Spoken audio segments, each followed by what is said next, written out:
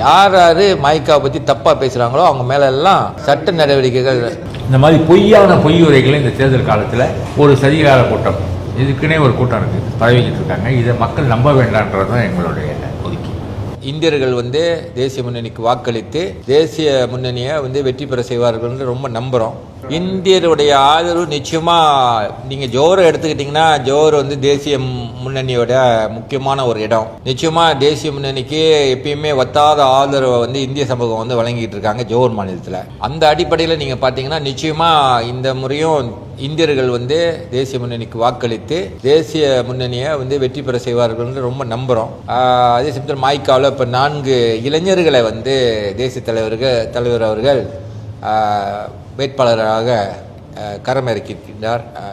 ஆகையால் நிச்சயமாக அவங்க முயற்சித்து நாங்கள்லாம் இப்போ நான் புக்கிட் பாத்தூவில் போய் இறங்கி வேலை செய்கிறதுக்கு 2 வாரம் அங்கே தங்கி வேலை செய்கிறதுக்கு தேசிய தலைவர் சொல்லியிருக்காரு. அதே போல் பெர்லிங்கில் டத்தோ அசோஜட் இன்னொரு மாய்க்காவின் உதவி தலைவர் அவரை அங்கே அனுப்பி அங்கே வேலை செய்ய சொல்லியிருக்காரு. கெமெலாவில் டத்தோ வேல்பாரி அவர்களை அழைத்து அங்கே போய் வேலை செய்ய சொல்லியிருக்காரு. அப்புறம் காஹாங்கில் டத்தோ நெல்சன் அவர்களை அழைத்து அவரை போய் அங்கே வேலை செய்ய சொல்லியிருக்காரு. நாங்கள் 4 தொகுதி மாய்க்காவின் உதவி தலைவர்கள் இறங்கி வேலை செய்ய சொல்லி பணிச்சிருக்காங்க. ஆகையால் நிச்சயமாக அங்கே தங்கி வேலை செய்ய போகிறோம். செஞ்சு நாங்கள் வெற்றிக்கு பாடுபட போகிறோம். மாய்க்காவின் வெற்றிக்கு, தேசிய முன்னணி வெற்றிக்கு.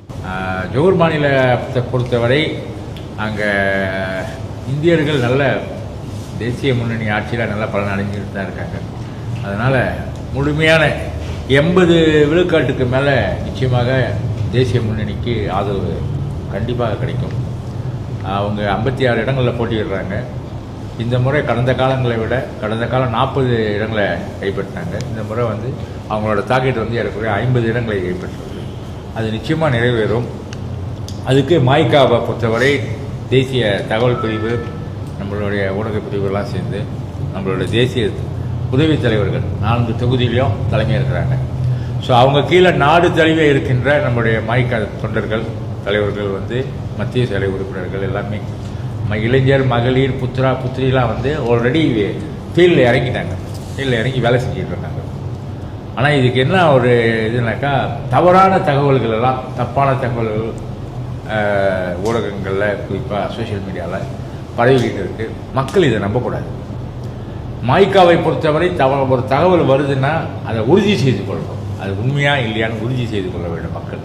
இப்போ இன்றைக்கி கூட 2 விஷயம் பார்த்தேன்.